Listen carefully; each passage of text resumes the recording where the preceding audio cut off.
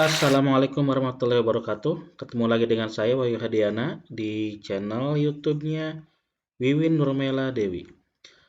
Di video kali ini kita akan membahas masih tentang PPDB SMA, SMK, dan SLB tahun 2023. Di mana di video sebelumnya yang membahas tentang website PPDB tempatnya itu kalau sudah ada di sini, saya coba klik.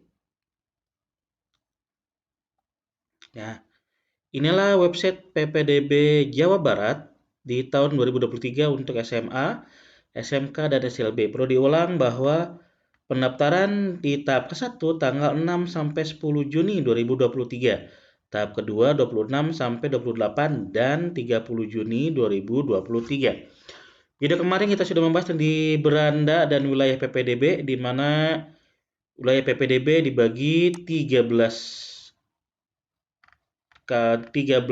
cadisdik kalau tidak salah.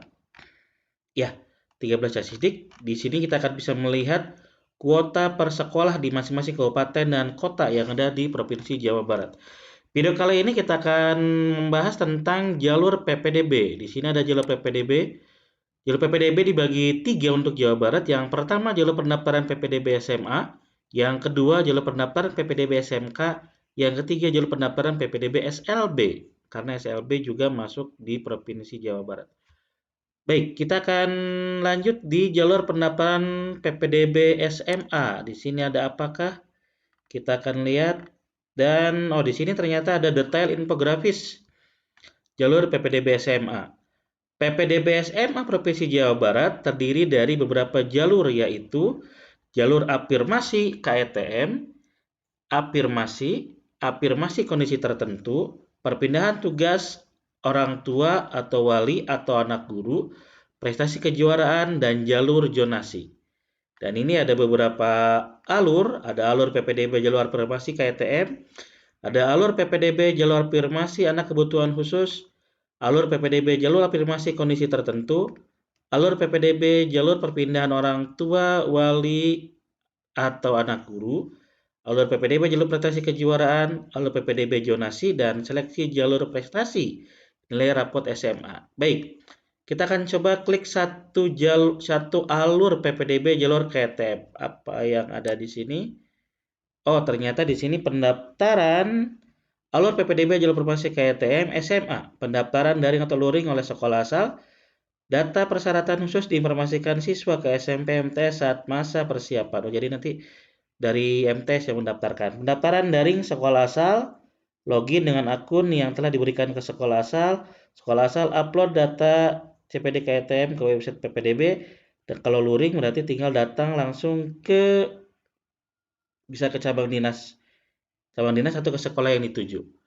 Oke, sebelum kita membahas tentang apa sih jalur afirmasi KTM, apa sih jalur afirmasi anak kebutuhan khusus, afirmasi kondisi tertentu, perbedaan orang tua, prestasi kejuaraan, zonasi, dan yang lainnya. Yang terakhir adalah jalur prestasi nilai rapot SMA. Alangkah lebih baiknya kita akan coba melihat persyaratan. Ada beberapa persyaratan yang harus dipenuhi oleh siswa sebelum kita daftar. Atau bukan dipenuhi, disiapkan. Kita akan coba lihat ya. Oke, di sini kita sudah Dinas Pendidikan Provinsi Jawa Barat, PPDB Jabar, Distrik Penerimaan Peserta Didik Baru SMA, SMK, dan SLB tahun 2023. Nah, persyaratan calon peserta didik secara umum. Kita secara umum dulu. Yang pertama itu adalah lulus sekolah menengah pertama atau bentuk lain yang sederajat yang lulus pada tahun berjalan dan atau lulusan tahun sebelumnya. Nah, bentuk lain di sini berarti sekalian SMP juga bisa MTS. Yang MTS juga bentuk lain ya. Yang sederajat lulus tahun berjalan berarti kalau 2023 berarti lulus tahun sekarang, yang tahun sekarang dan atau lulusan tahun sebelumnya berarti yang lulus tahun 2022 kemarin. Ini persyaratan umum yang pertama. Yang kedua, peserta didik lulusan ujian kesetaraan program paket B tahun berjalan dan tahun sebelumnya. Nah, yang B ini adalah khusus untuk yang program paket B, yang kesetaraan. Bagi yang lulusan program paket B juga bisa mendaftar ke SMA dan ke SMK di tahun berjalan, tahun sekarang 2023, ataupun tahun sebelumnya. Yang berikutnya yaitu bagian C, Wajib memenuhi syarat dan ketentuan usia sekolah berdasarkan ketentuan peraturan perundang-undangan. Ini berarti ada contoh program paket B kan tidak semua anak usia sekolah, ada juga usia-usia yang lebih dari sekolah. Nah, dia tuh usia sekolah itu yang saya tahu berarti itu sampai berumur 20 dan 21 tahun. Kita akan coba lihat di bagian D. Nah, ini. Calon peserta didik baru kelas 10 SMA harus memenuhi persyaratan berusia paling tinggi 21 tahun pada tanggal 1 Juli tahun berjalan. Jadi nanti maksudnya adalah bagi calon siswa kelas 10 ini umurnya itu berarti maksimal 21 tahun nanti di bulan Juli. Nah, kalau ternyata 21 tahunnya maksimal itu ya. Jadi tidak boleh lebih. Oke. Kita lanjutkan persyaratan calon peserta didik yang lainnya. Apakah ada yang lainnya? Oh, dokumen. Kita akan lewat. Ini ada dokumen secara umum yang harus dipersiapkan, bukan yang harus dipersiapkan dulu sebelum kita mendaftar. Kita harus menyiapkan dokumen persyaratannya. Biar nanti pada saat dibuka kita sudah siap dokumennya, kita tinggal daftar dan upload saja. Ada umum dan ada khusus di sini. Kita akan lihat yang umumnya. Yang pertama berarti harus menyiapkan ijazah. Kalau memang ijazah belum ada, berarti surat keterangan lulus, atau kalau memang belum dibuat juga bisa kartu peserta ujian sekolah. Kalau dulu ada kartu ujian nasional ya. Kalau sekarang kan ada kartu peserta ujian sekolah. Ini tiga ini salah satu.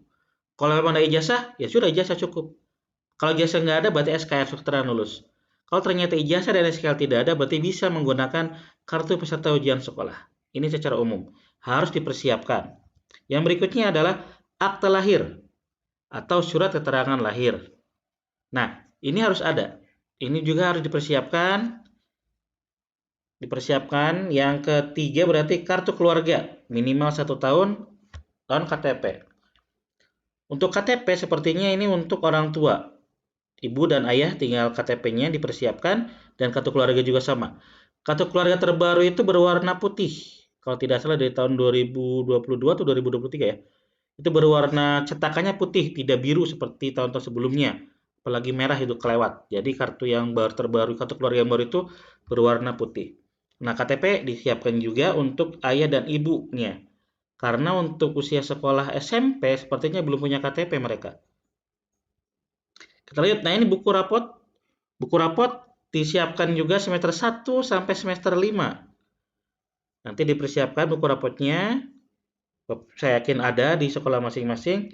Berikutnya adalah surat tanggung jawab mutlak orang tua atau SPSTJM orang tua. Ini tinggal di-download, ada filenya nanti di website PPDB-nya atau nanti bisa dilihat di websitenya. Oke. Nah, ini dokumen persyaratan ini untuk kalau diterima. Nah, kalau diterima berarti nanti ada daftar diri dan menyerahkan dokumen. Artinya dokumen ini harus difotokopi semuanya, satu-satu semua. Bisa ijazah, SKL, kartu peserta ujian sekolah, akte lahir, kartu keluarga, KTP ayah ibu, buku rapot 1 sampai 5 difotokopi semua dan dilegalisir kalau buku rapot, dan SPTJM juga sama, dipoto. Kalau SPTJM kayak aslinya. Ini secara umum. Kita akan lihat coba yang secara khusus. Kita lihat yang secara khusus. Nah, yang secara khusus ternyata ada kartu program penanganan kemiskinan yang atau terdaftar pada DKK Dinsos bagi jalur privasi KTM.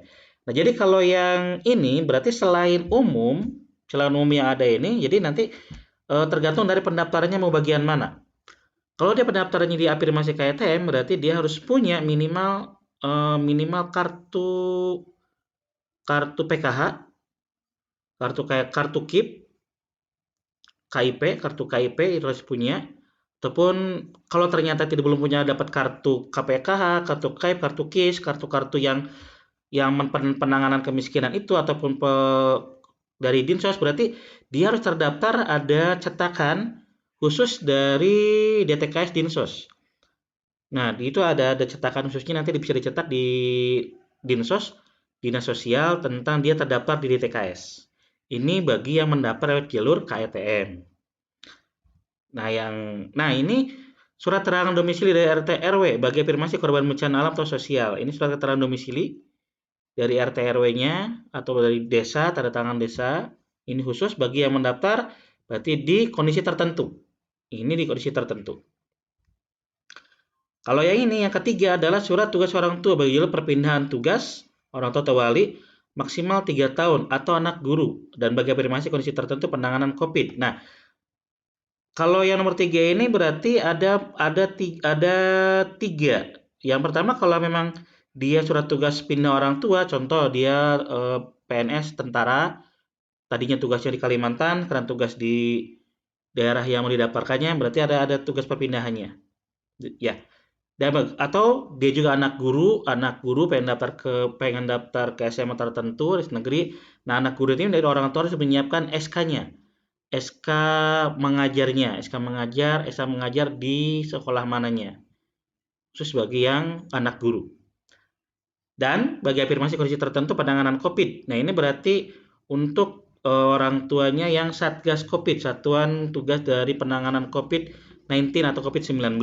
Ini ada baik di desa maupun dia orang tuanya yang perawat, bidan ataupun bekerja di rumah sakit. Dan ini berarti harus ada SK-nya tentang penanganan COVID-19.